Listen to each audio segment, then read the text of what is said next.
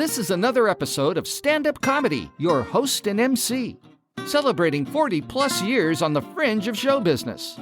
Stories, interviews, and comedy sets from the famous and not so famous. Here's your host and MC, Scott Edwards. Ladies and gentlemen, welcome back to the podcast. Man, I have something fun for you this week. We have a terrific group of young comics in the Sacramento area. That's right, it's another comedy roundtable. Awesome. It's going to be a lot of fun. Hey, let's get started. I want to introduce you to everybody, and then we have some fun questions to learn a little bit about comedy in the Sacramento area. First, let's introduce Mark Snipes. He's a stand-up comic here in Sacramento, been doing it about 7 years. Ladies and gentlemen, I should do it correctly, Mark Snipes. Hey, thank you for having me. I appreciate it. Yeah, it's good to have you here. And next to him, we have out of Oakland, California, a very talented comedian. Let's hear it for DeCoe. Thank you for having me.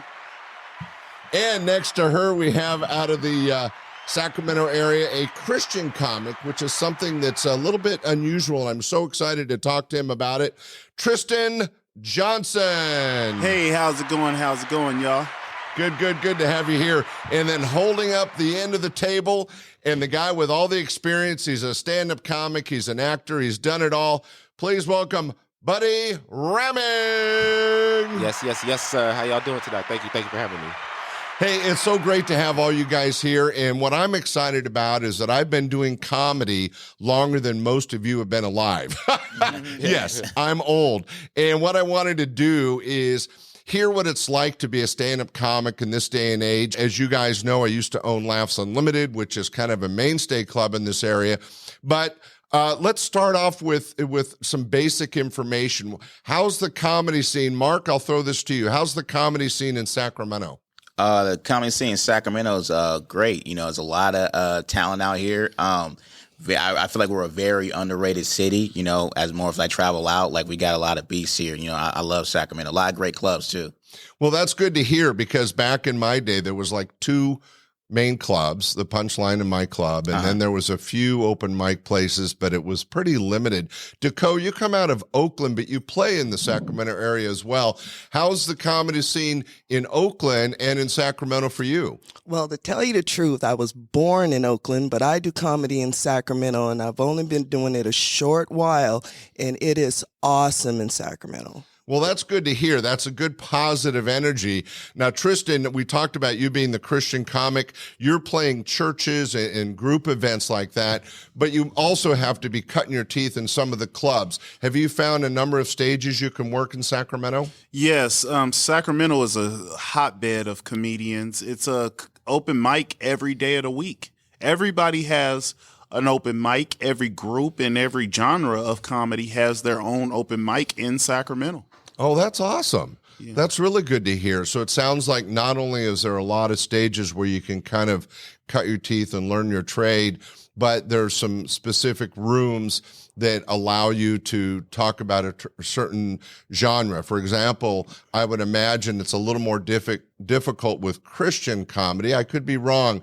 Do you find that you do as well in some rowdy bar as you do in a professional club? Well, yeah, I don't exclusively just do Christian comedy or clean comedy, as I'm just a Christian that does comedy. So I'm trying to pigeonhole you, dude. Yeah, right. No, right. That's but good to point out. The information that you put in you is the information that's going to come out of you. So my comedy style is the stuff that I experience. So I do mostly. It's more churches than it is comedy clubs in every city. So that puts me in a situation where I always have a church gig.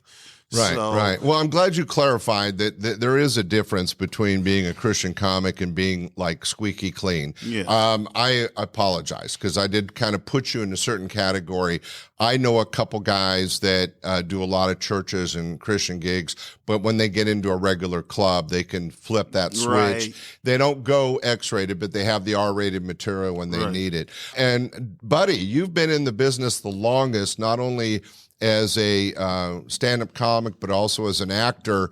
Mark and Tristan and DeCoe have said that there's lots of places to cut their teeth, but you've been doing it longer. Do you find that you can stay fresh and get enough stage time in Sacramento? Yeah, I haven't been doing like comedy as long as like Tristan, but I've encompassed like that entertainment circle as far as like doing acting, and like my background in comedy extends all the way to like improv and things like that. So yeah, I've been doing that for close to like 13 years now. Yeah, I didn't know you were an improv guy. I'll talk slower. But anyway, yes, no, yes, I'm just kidding. Improv is a great way to find your feet on stage, and what it teaches you the most is being able to be quick-witted and react to certain changes in things. Going back to Mark, you've been in the business about 7 years. Do you remember any of your first jokes? Yeah, I remember some of my first jokes. Yeah. Well, that's your hint to do one. Let's hear it. Let me think back. I used to have a joke about going to Togo's and being mad that they ran out of lunch meat and like meat like any like, you know what I mean, all they had was bread. So I had a joke about that, you know. Well, that would be funny for everybody outside of Sacramento. Togo's is one of our big sandwich chains. You know, so if you went in for a poor boy sandwich and all you got was bread and lettuce, you might be pissed. I had one kind of a hacky one too where I said Comcast was racist. And every time I would turn on the TiVo or whatever, it'd always be like on, you know, blacks like Black Panther and stuff like that. Very hacky bulls. Well, no, but that's how everybody starts, Get Mark. going, yeah. Well, thanks for sharing. So, DeCoe, you've been doing a little bit of comedy. You're a little newer than these guys. Do you remember your first comedy bit or what the story was? Absolutely. My first comedy bit was February 17th this year. And I told a story of the day I decided to exercise. And because I'm an older person and I don't spend a lot of time doing it, a funny thing happened and it took off, just became funny. And so you started with a story about yourself and exercising, which is something everybody can relate to. Absolutely. So that's a great foundation for a comedy set. Good job, DeCoe. Thank you. So Tristan, when you go out and you're doing either a church or a club, you've been doing it 10 years, the longest here. I've been doing it since 2009. Wow. And what material did you kind of start off with, or what type of comedy or jokes did you do? I started off with, I guess, like family reunion jokes. We all got this one guy in our family. We all got this one guy, and then it ended up we got this one guy at the church. And then we got this, you know, so it was picking apart, seeing if hey, there's Earl, the drunk uncle. Right. So what it was I cared about could you relate to this personally? So, you know, I was trying to pick apart the different characters in everybody's family. Right. And that's something that really works well because comedy is all about engaging with the audience and being able to relate. So whether it's being a meatless sandwich at Togo's or trying to decide to exercise when you've never done it in your life, or the weird relative that we all have, those are great topics to start off with. That's all great stuff. Now let's go to Buddy, who is more than a improv and comic, but you were acting. What were some of your early acting gigs? What got you into that? Got me into acting was probably like, it was back when I was in college, like Yuba College or whatever, and I was doing research for a paper, and like one of those Google ads popped up. There's like, you want to be on TV? And I was like, this sounds way more exciting than doing some research for my college thesis. Let me just go on TV. So I ended up doing like one of those like those John Robert Power type of scam type of things and stuff like that. Went down to LA, did the whole talent thing. But then from there, just started like one of my earliest acting gigs. My very first audition was for Fruitvale Station with Mariah Kugler and Michael B. Jordan. So that was like my very first like big like set that I was on and stuff like that. But then from there, did like a lot of those murder reenactment TV shows that you see on like the investigation Discovery Channel. So like I Almost Got Away with It, Wives with Knives, just like all How those many stuff. times were you the body? How many times was I the body? Let's see, I got killed. I've been killed and I've done the killing. So I've been on both sides of the street. I understand. Yeah. So you did also some improv, which is a form of stand-up comedy. What had helped you or made you transition from acting to comedy, and was it difficult? No, that's what made me want to do it, just because I was taking acting classes, and I just noticed that, like, out of all the actors in my class at the time, like, comedy just came easy to me, like doing like scripts and stuff like that, just picking up the comedy timing and just improv in general. So then that's how, just to improve on becoming a better actor, I started taking improv classes at the Sacramento Comedy Spot. Oh yeah, yeah. So there, did that. Was part of a comedy improv troupe out here called S and Yes for a little bit. Another improv troupe called _Underdogs.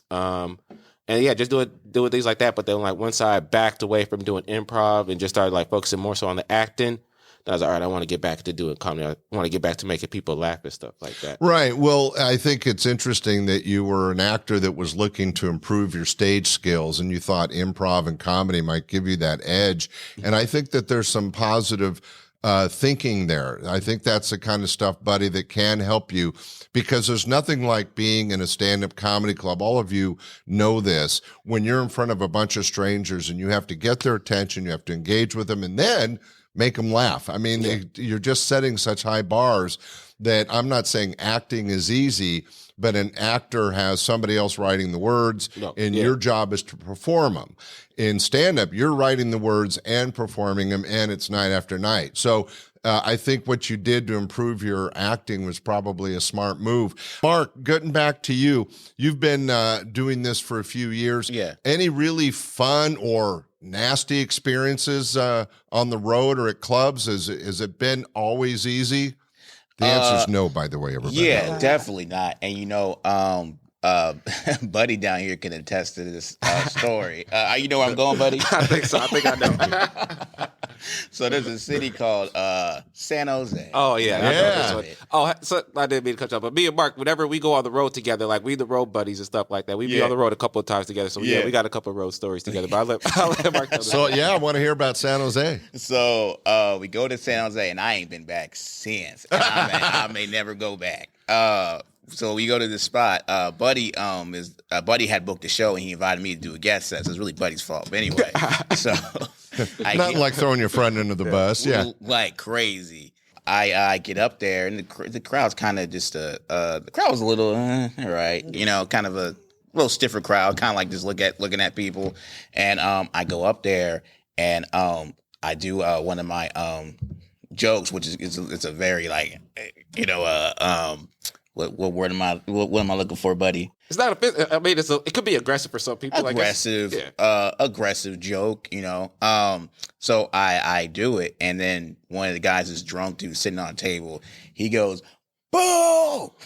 And this is my first time ever. I've dealt with hecklers and stuff or whatever, but never really got like just someone boo me, like just a serious shutdown. Yeah, like if someone yells something at me, I could I'd do something right. back. But Boo, I had no response. I'm in like shock, like no, this guy not cuss, but this fool ain't boo me, and just I forgot what I said to him, but it nothing that got me out of the situation.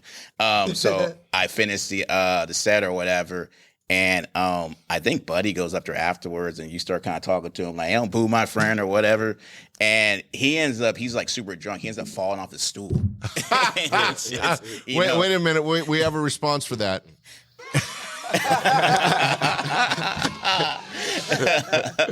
Well, the point is that you have a memory of it because it was one of your biggest challenges as a comic. But you're here today. You're still doing comedy, so you overcame. Well, it still hurts, but yeah.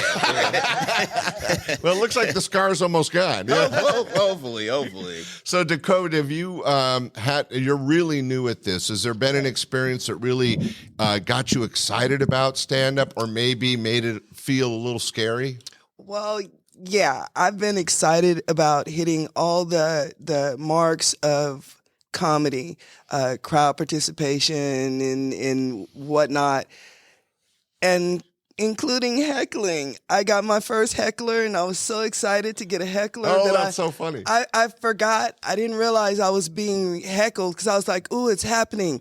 The lady stood up and said something back, and I was going back and forth with her, and I was having so much fun with the actual heckler that I got distracted from what I was really supposed to be doing. It's like, it's my first heckler, my first heckler. Oh my God, it's happening. I don't know if everybody feels quite that excited about getting a heckler. And they probably aren't, but it only happened one time, so I got my first, and there it is there. Cherry popped. All right.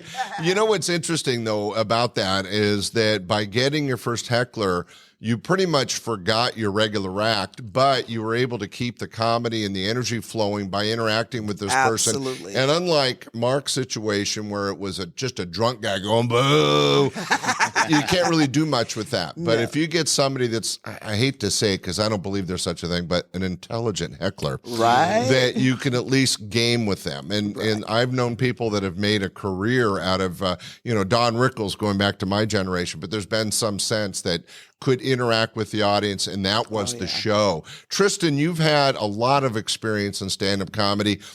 I would be really interested in hearing what was maybe a highlight or a low light of your 10 years of being on stage. The highlight is the places that, the different venues that I was able to do, big crowds. The Crest when it was packed out, Comedy Under the Stars. Oh, that's a great gig here in Elk Grove. Yeah, I did that, and I didn't realize it was that many humans in Elk Grove.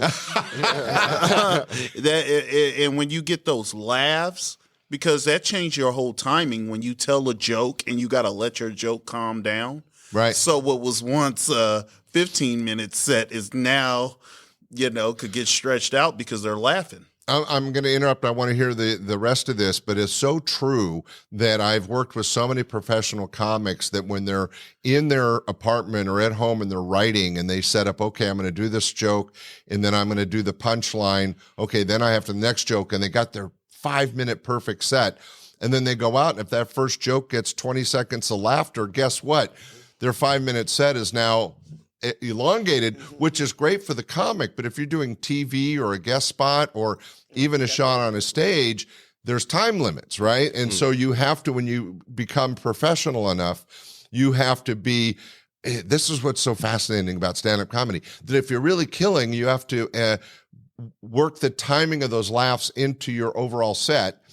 But if you're not killing, you still have to fill that time. I mean, it's just that much of a challenge. I experienced that in the Bay Area Black Comedy Competition. I did that in It's Time, so I got big laughs, but I was setting up for a big closer. But the setups got bigger laughs, so sometimes you have to cut it so you could get to the big, the big joke at the end, your closer. And that's professional setups that you have to do. Right. And that's another challenge of being a stand-up comic, is to be able to self-edit. Should I milk? Should I cut it short? Should I? Actually, though, Tristan, you'd be the one to mention this, because when you're doing a church or some sort of Christian group and you've got a certain set, but then you switch to a nightclub, Friday night late show, which is we all know is the worst show to get, and you're dealing with the more drunk audiences and stuff, you have to, on the fly, adjust your material one way or the other, whether you're cleaning it up or spanking it up. You have to be They able just to experienced that. Lamar and Buddy just experienced that when I did Gary Payton's fundraiser at Tommy T's. Oh, yep. And, we had two shows. We had the 8 o'clock and the 10 o'clock show. The 8 o'clock show was still good, but since so many comics went blue in front of me, it kind of was like, did I come too churchy early? Well, it taints the audience. I'm not. I'm sorry. I'm interjecting because I love talking to comics about comedy, but one of the downsides of having the amateurs go first is that they're inexperienced and they fall on F-bombs to try to get a reaction. It's not a laugh per se, but they're trying to get a reaction, right? That makes it difficult for the next comic, even if he's R-rated, right? But I was trying to prime people for television, the Jerry Seinfelds and the Ray Romanos, and so I couldn't put somebody really dirty in front of him because it ruined the audience for the pro. Right. And but I'm glad you mentioned that. Yeah, I came from a time where the host and the feature didn't cuss. all the cuss words, all the N words, all that stuff was saved for the headliner. So I never heard it put that way, but yeah, that's because true. by the time, like, how many F words are you going to hear? You're going to hear 40 minutes of F words and cuss, different N words before the headliner get up there. It's not a big surprise. Right. And some people think that it's a racist thing because, like Earthquake, Ari Spears, they don't let blacks open up for them because they want to be the black part of the show. It's not a race thing. It's we're going to be telling the same jokes and the same lifestyle. I don't want you to go from this black house to my black house. I'd rather you go from. As a producer, I would challenge that because most shows, and a race aside, it's white guy, or you have some Asians, you have some Hispanics. So to say, hey, I have a white headliner, so I can't have a white opening act, you couldn't get away with or want to do, right? Right. So I think he's wrong. Right. But that's just my 2 cents as a producer. Did it work? I think it worked because, like, it didn't matter who it was. It could be an Indian comedian. It could be a Mexican Indian. Mexican Indian. Mexican Those guys Indian. drink That's good. a Native American, sir. Mexican Indian. It could be any other race or even a female or something, just so that the headliner gets the meat of that type of material. Yeah. See, I would just challenge that if you're a really good comic and a pro, you can write material.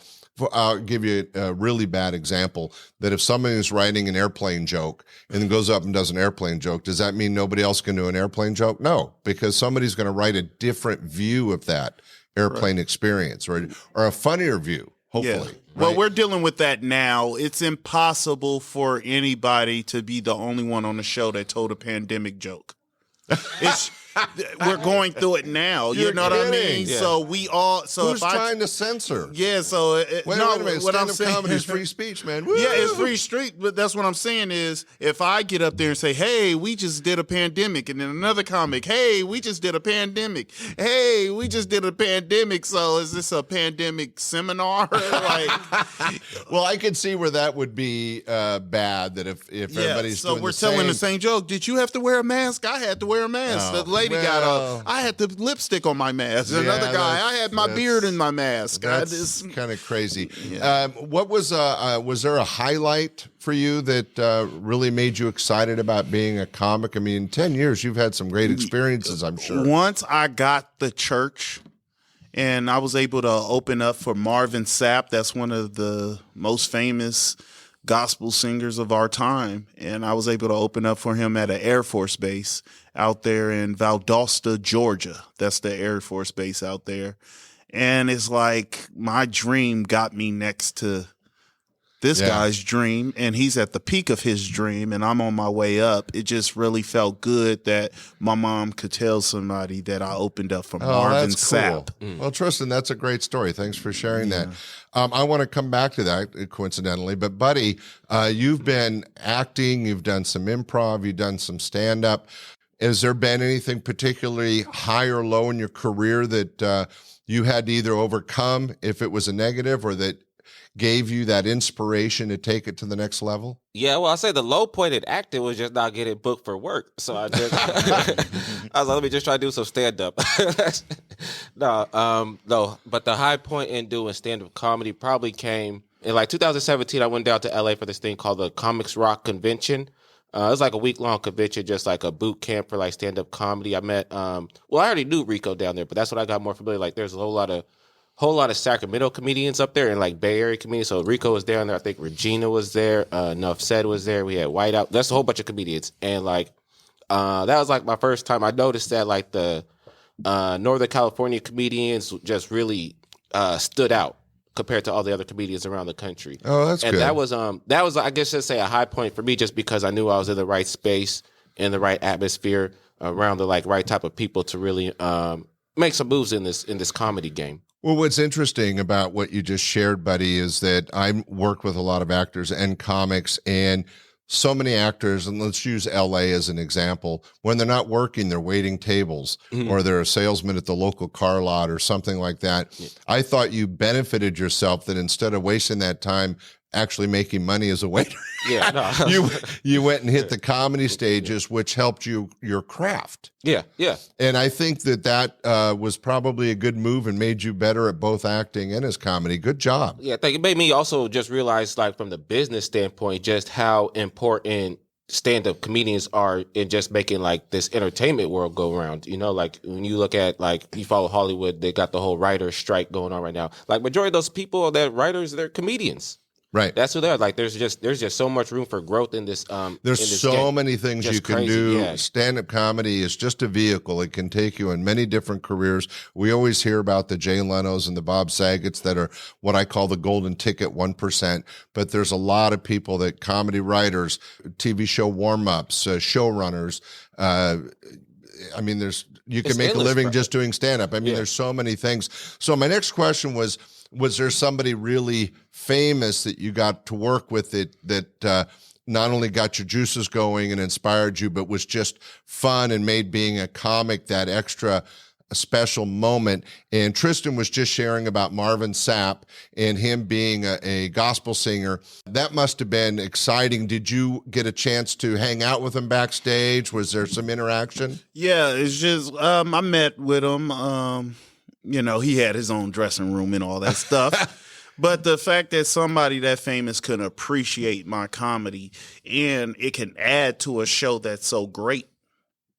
But one of my other great moments is Buddy was there. I was doing the World Series of Comedy in Vegas. Wow. And they had some shows in Phoenix. They drove all the way from Phoenix to Vegas and they got there right before I got on stage. Oh, that was a wild road trip. That was wild. Yeah. That was wild. Yeah. So I'm going up there. I'm out of town, and then my boys show up. Oh, that so had to now make you feel good. I could be the Tristan that they know. Right. And I went up there and I killed it. Oh, that's like awesome, undeniable, man. Killed it. That makes you feel good about things, doesn't it? When that kind of moment happens. I mean, we've all had that experience. If you're anybody that's been on stage, you know what it feels like to bomb, because we all have. But when you get those moments that really push you towards your success on stage or right after that, the adrenaline you feel is just amazing. Going back to Mark, is there anybody you've worked with? I mean, I was leaning towards famous people, but just somebody that you felt gave you that extra kick in the ass and you were like so excited to be working with. You know what? I haven't think I've worked with anyone like famous or anything. So like you're that. saying I'm it? Yeah, you did. You the top of the top. Yeah, definitely. Yeah, I haven't think I worked with anyone famous. This is probably off. But I used to do music before comedy, and I opened for E40. I was a rapper before, so that was kind of like the big peak a little before I did comedy. But well, that counts. Yeah, I guess that. Yeah, you're hanging out with some rappers, you're getting some moves on, getting your grooves on. Like I'm this old white guy. Like I have any fucking idea what I'm talking about. But I think that for that part of your career, though, that made a difference to you. Definitely, yeah. And that's important. And it's not that you have to work with somebody famous, but if there's somebody that you work with, even if they're at the same level, but they inspire you to work harder in any career. But in comedy, I always think that, we want to, it's not a competition, but there's nothing wrong with feeling like, wow, that guy killed. I want to beat that or be as good as that, right? Challenge yourself. DeCoe, how about you? I know that you've had a chance to work with these guys. Is there anybody that kind of inspired you? Absolutely. Every guy in Funny Bidness and with the company has been very, very supportive.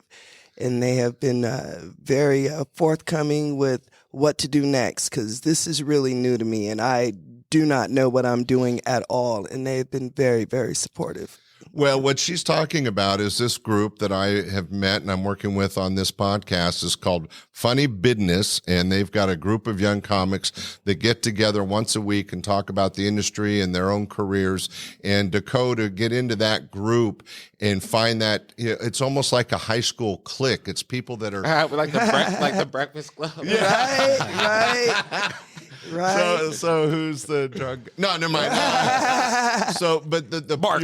But you're making the point that you're going to be more successful if you can find a group of people to support you. So absolutely. Just to give you reference for me and my age and when I got started. It was Dave Coulier introducing me to Bob Saget, the Full House guys, who then introduced me to Gary Shandling, who introduced me to Seinfeld, who introduced me to Robin Williams. So, it's that community that if you build around yourself, you guys are too young to remember, but in San Francisco. Not me. I'm old enough. Okay.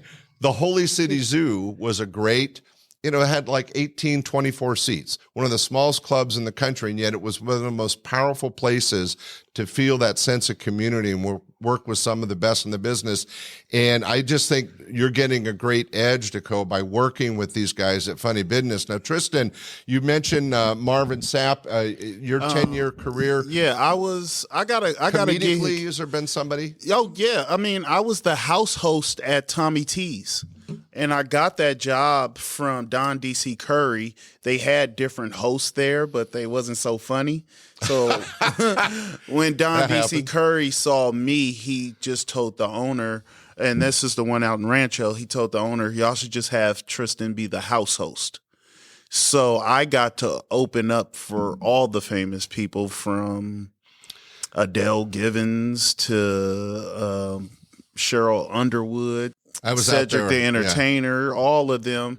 And so I was able to see how the people that really get paid do this, their level of professionalism. Well, we were talking about before we went on air that if there's guys that if you can get a job hosting at the Comedy Store or at some of these other clubs, not only do you get to meet a lot of cool people, but you get to see them work and how they deal with hecklers or how they deal with their material. I think that's so smart.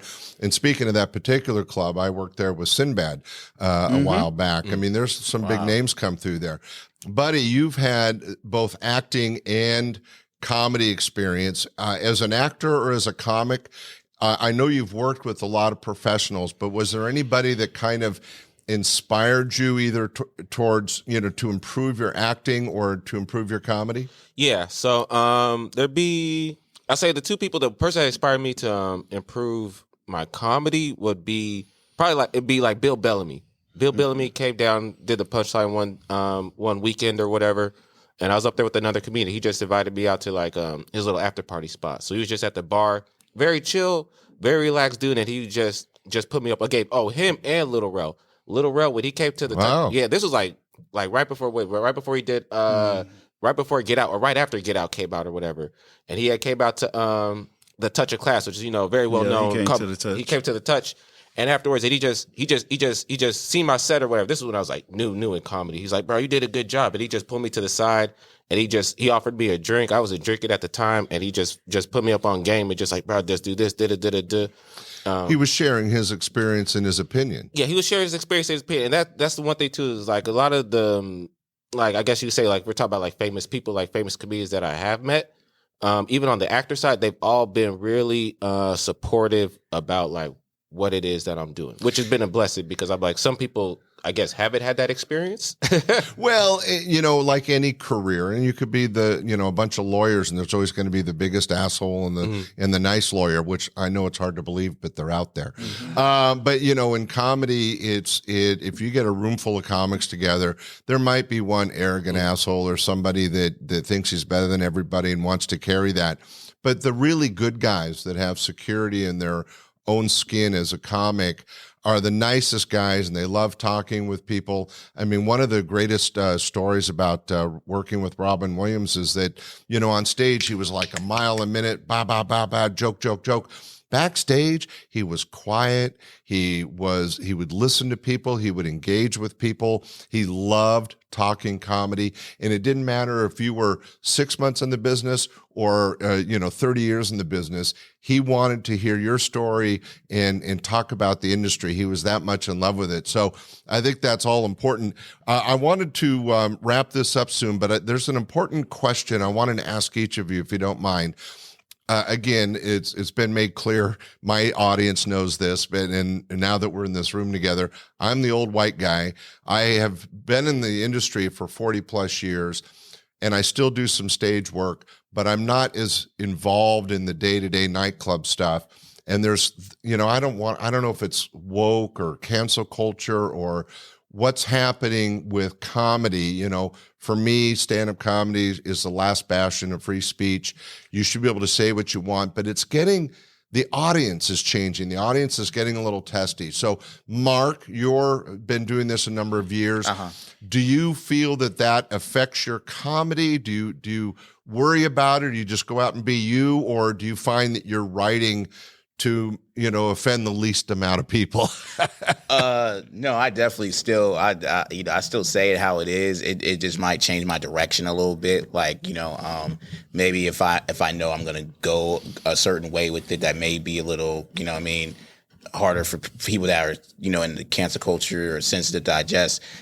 I'll start off a little easy. Then when I kind of get them on my side, then I might take them there, and then they're so prove you're a pro, and then then you could be a little more real. Yeah, like me, I'm kidding now. You've been with me for a minute or two. I'm just just jokes now. Right. If I come out just straight off the gate, you don't know me. So that's a great response, Mark. I'm very proud of you for saying that, because you want to read the room and understand what they're looking for, so that you can talk to them at whatever level they're at. Exactly. Whether they're, the drunk, opinionated people, or the, people that are paid money and they want to have a good show.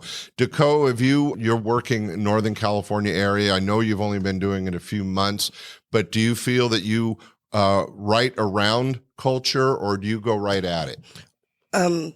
Because I'm an older comic, and I come from the parent perspective, and that usually hits because there's always a room full of parents. When I find that they're not feeling whatever it is that I'm saying, I'll just switch it up on the fly, because that's what you're supposed to do. One time I did a show, and everyone was just looking at me in my face, not smiling, just looking, everyone from around the room.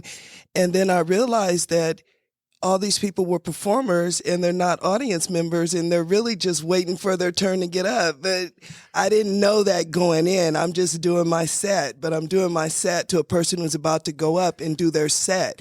And I was wondering, why aren't you enjoying the shows? Because Right. you're worried about other things. It's funny you mention that, DeCoe, because I used to do open mics when I owned Laughs Unlimited, and sometimes the comics that did really well were performing to the comics.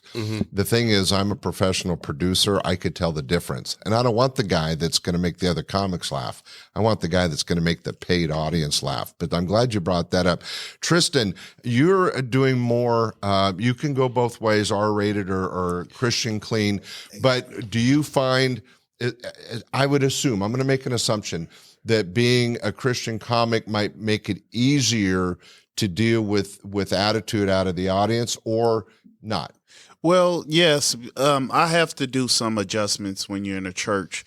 One time I was doing a show at a church, and everything was clean and perfect, but the church, the pastor noticed that I wasn't married in my joke. So then he was like, I see you shacking up in that joke. And I'm like, so with church, you can't just be clean. You got to be politically correct. Yeah. And talk about pressure when a priest or a minister's coming down going, hey, son. Right. So now the church is a little underground, because what is Jesus's pronouns? What is, all these things matter, because the church ain't so politically correct in this climate that we're in right now. So I kind of judge the crowd like, is this the churchy crowd? Is this the college crowd? Is this the woke crowd? Is this the hood drunk crowd that wants things to be what it was in the 70s?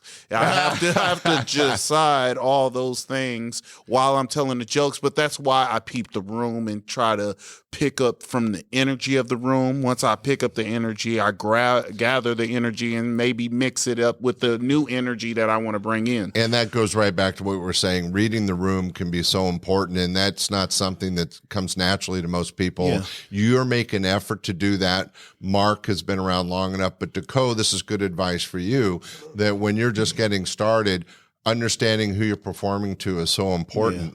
Now, Buddy is an actor and doing improv, which is a little bit different than stand-up, because as an actor, you're reading somebody else's lines, and you don't really have to worry about how it's going to play because somebody's already done the editing before you got it. But when you're doing improv, which is supposed to be kind of flying by your seat of your pants, or you do stand-up comedy because you do both, have you found that have there been challenges, or do you find it as an opportunity dealing with this new societal guidelines? No, it's definitely an opportunity because I don't even think myself as like some of the material that I've done in the past. I don't think anybody said like my material has been like offensive and stuff like that. But now that people are like, oh, it's a very like PC culture, it's very work. That was almost like motivated by, okay, what can I say now to piss people off? Or, you know, just to get, because sometimes comedy, you don't want to just say something to make people laugh. You just want to say something maybe to make them think, you know?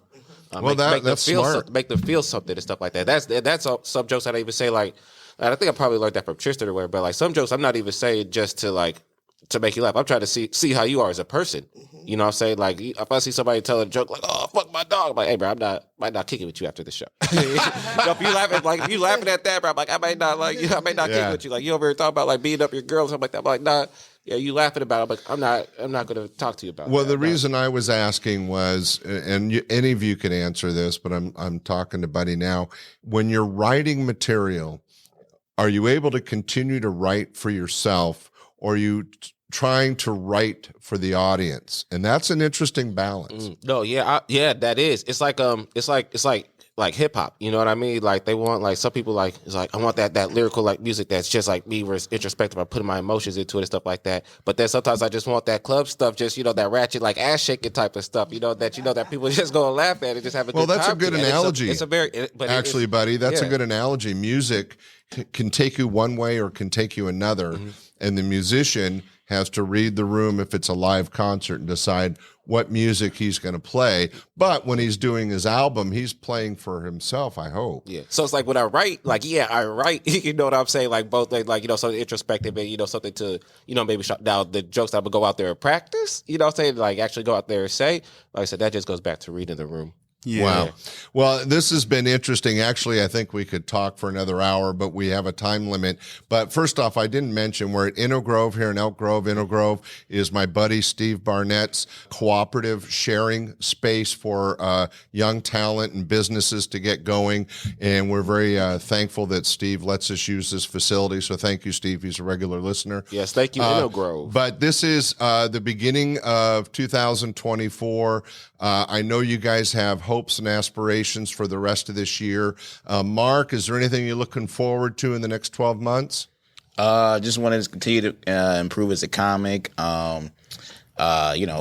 Extend my material, play bigger clubs, get more out of town. I just did the Alameda Comedy Club, so hopefully do a lot more gigs there and just kind of expand out and, you know, just keep going, keep chucking. Awesome, Mark. Well, that's great. That's good. You want to push yourself in setting goals like getting out of town or hitting certain clubs, maybe stretching out and, you know, I'm going to drive an extra hour, but it's going to be worth it because for my career. How about you, DeCoe? Anything happening this year? Oh, absolutely. I'm getting on stage every chance I get. Every chance I get, every open mic I can get all up and down Sacramento. Just DeCoe. Check me out on Instagram. Well, keep an eye out for her, ladies and gentlemen. She is looking for an audience. How about you, Tristan? What's happening in 2024? I did great in the San Francisco International Comedy Competition. Wait a minute. Yay! We're very excited about that. Yeah, so I got some gigs. I got booked for the Oakland Paramount. So I grew up in Oakland, so awesome. That's going to be good. And we're going to bring Funny Business to the Empress Theater in Vallejo. So we're just putting together a tour, and I got 2 specials that I'm working on simultaneously, one for the church and one for the secular type of comedy. There you go. Because I want to show them that I'm flexible. Well, that'll take your career a lot farther when you can do that. Hey, good luck with that. Congratulations. Thank you. Buddy, I don't know if it's stand-up comedy or acting, but 2024 is going to be a big hit for you, I'm sure. Yeah. What are you planning to do or hoping to do? 2024, yeah, it's gonna be a little bit of both. It's gonna be a little bit of both. So on the movie side, you could check me out. I got a small role in this movie called No Address, starring R&B singer named Ashanti, one of the Baldwin brothers. So you catch that, and then I also got a small part in this movie called Freaky Tales, That's streaming. You could check that out. It's based off of like Too Short's music, stuff like that. So that's gonna be good stuff. And then we have the funny business on the comedy side. You could check us out. We actually have our own comedy room in the metaverse. It's called Funnyverse. So please, if y'all are into that metaverse atmosphere, check us out. Yeah, look for all these comics on social media and check out Funny Bidness. We'll hook you up with some comedy in Northern California. Hey, ladies and gentlemen, this has been such a fun comedy roundtable. I think we learned something. We heard something.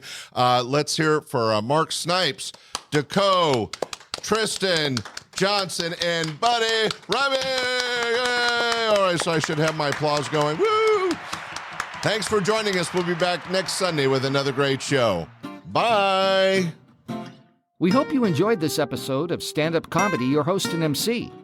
For information on the show, merchandise, and our sponsors, or to send comments to Scott, visit our website at www.standupyourhostandmc.com.